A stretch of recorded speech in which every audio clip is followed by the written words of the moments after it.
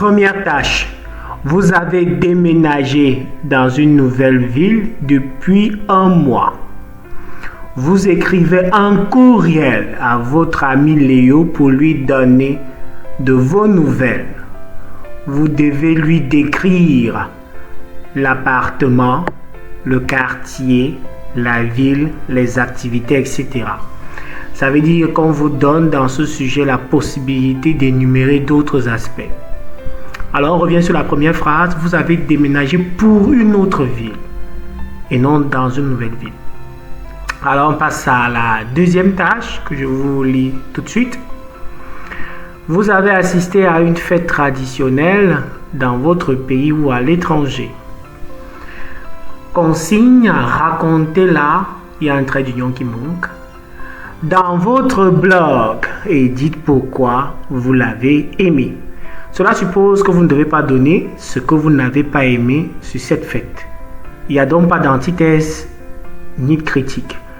Vous devez exclusivement vous contenter d'énumérer les aspects qui vous ont plu dans cette fête. Bien, pour la tâche 3, je vous la réserve directement en traitement. Alors, à tout de suite pour la suite.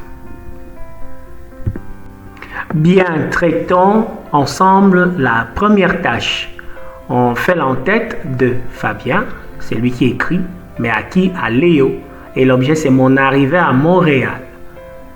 La première phrase consiste toujours à saluer son interlocuteur. Salut Fabien, j'espère que tu vas bien.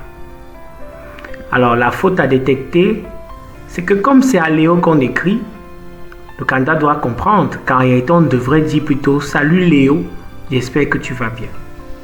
Donc, j'ai mis cette faute à dessein pour attirer l'attention des candidats. Je t'écris pour t'informer que mon déménagement s'est bien déroulé et que je suis bien arrivé à Montréal. Les activités commerciales vont bon train ici. Par la grâce de Dieu, j'ai pu trouver un appartement au quartier africain. Bon, c'est un nom que j'ai donné comme ça. Il s'agit d'un 3 pièces meublé. Le salon est quand même spacieux. Il contient une télé, une armoire et des chaises de qualité. La cuisine est assez équipée. Les chambres ont chacune leur douche. Il y a une cuisine externe et une petite cour devant la maison. Je trouve que le prix du loyer est abordable dans une ville assez touristique et fréquentée par les étrangers. Vous pouvez finir par amicalement, ou bien je t'invite à venir me trouver dans ma nouvelle ville. Et vous mettez votre nom, Fabien. Donc je répète que vous écrivez plutôt à Léo.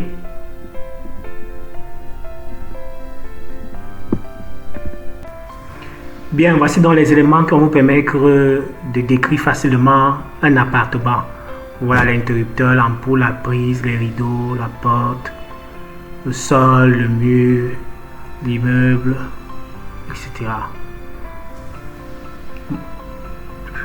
Une autre image un peu plus détaillée ici. De la maison, la salle de bain, le couloir, le jardin, l'escalier, la bibliothèque, le balcon, le salon, le garage, la salle à manger. C'est presque le champ lexical de la maison. Je vous laisse donc savourer quelques maisons dans leur intérieur et dans leur beauté.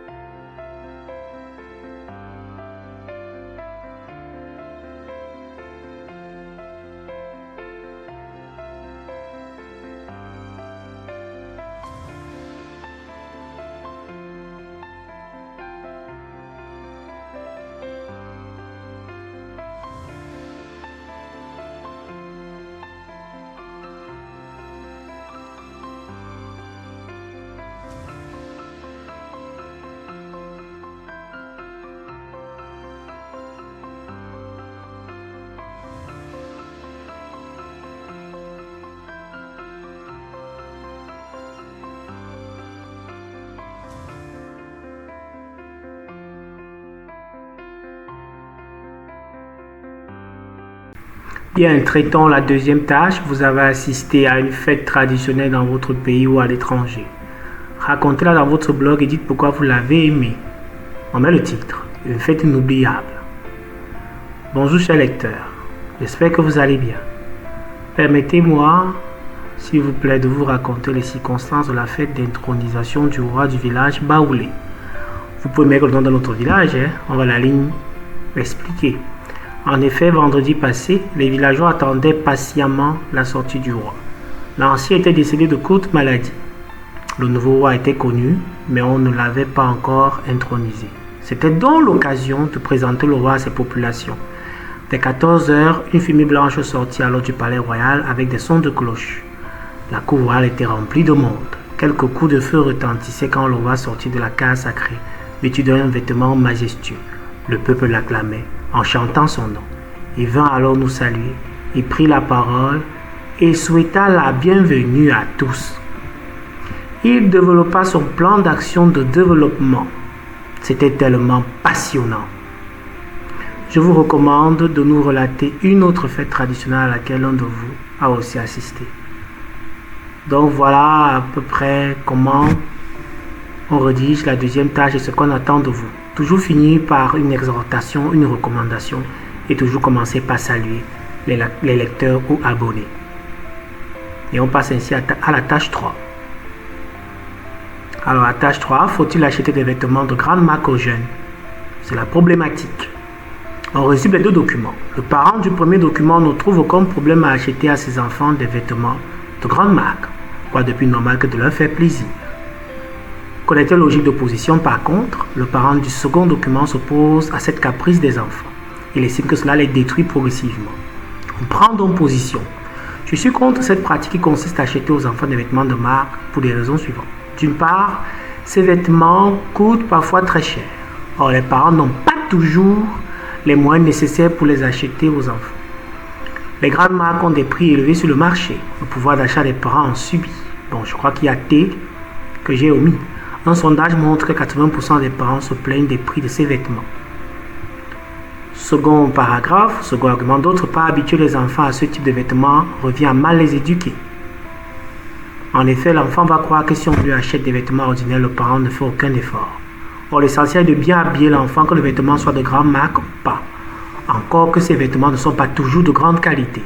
Disait un chanteur moderne, grande marque ne signifie pas forcément grande qualité. Toujours finir le paragraphe par une illustration. Bien chers abonnés, je vous remercie et on se voit tout à l'heure pour une autre vidéo.